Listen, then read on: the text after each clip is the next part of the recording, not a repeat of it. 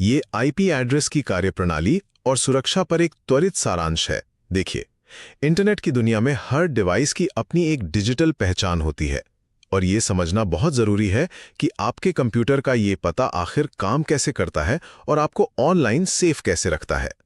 पहला, डायनामिक और static IP क्या है? नॉर्मली आपका राउटर आपके डिवाइस को एक टेम्पररी डायनामिक आईपी देता है जो बदलता रहता है, लेकिन रिमोट डेस्कटॉप या नेटवर्क प्रिंटर्स के लिए हमें एक फिक्स्ड स्टैटिक आईपी की जरूरत होती है, जिसे आप विंडोज सेटिंग्स में जाकर आसानी से फिक्स कर सकते हैं। दूसरा, पब्लिक और प्राइवेट आईपी। इसे ना एक अपार्टमेंट की तरह समझिए। आपका पब्लिक आईपी आपके इंटरनेट प्रोवाइडर द्वारा दिया गया बिल्डिंग का मेन एड्रेस है जो सबको दिखता है। वहीं प्राइवेट आईपी राउटर का दिया गया आपका अपना फ्लैट नंबर है जो बाहरी इंटरनेट से बिल्कुल छुपा रहता है। तीसरा और सबसे अहम है आपकी सुरक्षा। अपना पब्लिक आईपी कभी भी अनजान लोगों को मत बताइए। आप इसे गूगल पर व्हाट इज माई आईपी लिखकर या सीएमडी में देख तो सकते हैं, पर याद रखिए इसके लीक होने से आपकी लोकेशन ट्रेस हो सकती है और साइबर अटैक का खतरा काफी बढ़ जाता है। संक्षेप में, आईपी एड्रेस आपके डिवाइस का डिजिटल पता है और इसके पब्लिक, प्राइवेट व स्टैटिक रूपों के बीच का अंतर समझने से आप अपने नेटवर्क को हैकर से सुरक्षित। नमस्ते, मैं हूं अमन, एक सॉफ्टवेयर इंजीनियर। आज हम टेक की दुनिया की एक बहुत ही ज़रूरी चीज़ को समझने वाले हैं और वो है आईपी एड्रेस। चाहे कोई नेटवर्किंग में हो, गेमिंग करता हो या कोडिंग, ये जानना सबके लिए बहुत इंपॉर्टेंट है। तो एक सवाल से शुरू करते हैं, क्या एक ही कंप्यूटर के दो अलग अलग एड्रेस हो सकते हैं? इसका जवाब है हाँ, बिल्कुल हो सकते हैं। और पता है, यही आज के हमारे डिस्कशन का सबसे दिलचस्प हिस्सा है, जहां हम दो तरह के आईपी एड्रेस के इस राज को समझेंगे। तो सबसे पहले, ये आईपी एड्रेस आखिर है क्या? देखिए, इसे बहुत ही सिंपल तरीके से समझते हैं। ये इंटरनेट पर जुड़े हर एक डिवाइस की एक यूनिक पहचान है, एक अनोखा पता। इसी की वजह से डिवाइसेस एक दूसरे से बात कर पाते हैं, मतलब कम्युनिकेट कर पाते हैं। चलिए अब थोड़ा और गहराई में चलते हैं। एक डिवाइस की ना दो पहचानें होती हैं, इन्हें हम दो चेहरे भी कह सकते हैं। एक होती है ग्लोबल पहचान, जिससे पूरी दुनिया देख सकती है, और दूसरी होती है लोकल पहचान, जो सिर्फ घर के नेटवर्क के अंदर ही काम करती है। अब ये सुनने में थोड़ा कॉम्प्लिकेटेड लग सकता है ना? तो चलिए इसे एक बहुत ही आसान एनालॉजी से समझते हैं। कल्पना कीजिए कि पूरा का पूरा होम नेटवर्क एक अपार्टमेंट बिल्डिंग की तरह है। ये एग्जाम्पल पब्लिक और प्राइवेट आईपी के बीच का फर्क एकदम क्रिस्टल क्लियर कर देगा।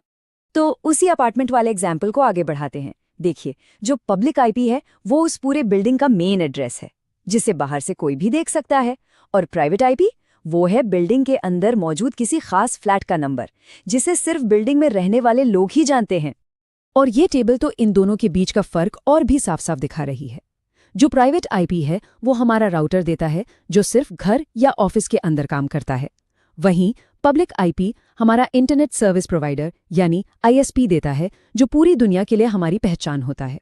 और यही वजह है कि प्राइवेट आईपी तो मुफ्त होता है, पर पब्लिक आईपी के पैसे हमारे इंटरनेट बिल में ही शामिल होते हैं। तो सवाल यह है कि अपना पब्लिक आईपी पता कैसे करें?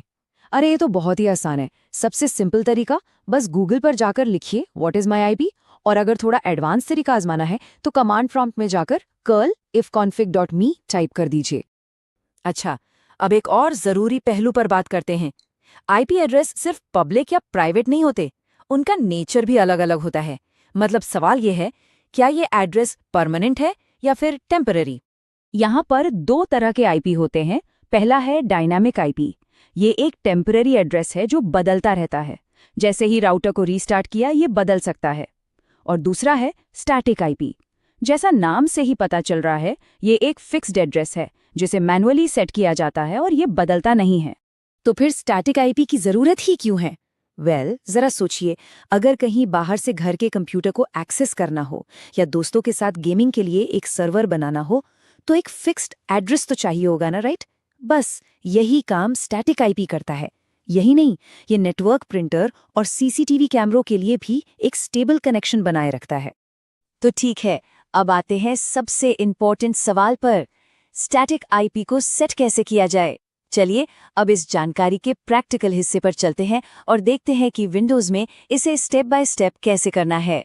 देखिए, इसके सिर्फ 3 आसान से स्टेप्स हैं। स्टेप 1, कमांड प्रॉम्प्ट खोलिए। IP कॉन्फ़िग टाइप कीजिए और जो भी IP डिटेल्स दिखें उन्हें नोट कर लीजिए। स्टेप 2, कंट्रोल पैनल में जाकर अपने नेटवर्क कनेक्शन की प्रॉपर्टीज में जाइए। और फाइनली स्टेप 3, वहाँ use the following IP address को चुनिए और जो डिटेल्स नोट की थी वो सब डाल दीजिए। हाँ, साथ में गूगल का DNS जैसे a.a.a.a डालना मत भूलिएगा। चलिए, अब मैं एक स्टेबल और सिक्योर नेटवर्क के लिए कुछ खास टिप्स देती हूँ। इन्हें मेरी एक टीचर वाली सलाह समझ लीजिए। मेरी पहली टिप है, जब भी कोई स्टैटिक IP सेट करें तो 192.168.1.50 से 192.168.1.200 के बीच का ही कोई नंबर चुनें। ऐसा करने से IP एड्रेस के आपस में टकराने का खतरा बहुत कम हो जाता है, क्योंकि राउटर आमतौर पर इस रेंज में ऑटोमेटिक IP नहीं देते। और दूसरी और सबसे ज़रूरी टिप, अपना पब्लिक IP कभी भी किसी भी अनजान इंसान से शेयर ना करें। ये ऑनलाइन सेफ्टी के लिए बहुत बड़ा खतरा हो सकता है। इससे किसी की लोकेशन और इंटरनेट प्रोवाइडर का पता चल सकता है, जो सीधा सीधा साइबर अटैक्स को न्योता देना है।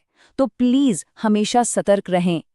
तो अब जब ये सारे अंतर साफ हो गए हैं, तो सवाल ये उठता है कि अब लोग अपने नेटवर्क को और ज़्यादा सिक्योर कैसे बनाएंगे? इस नई जानकारी का इस्तेमाल अपने डिजिटल दुनिया को सेफ रखने के लिए ज़रूर कीजिए।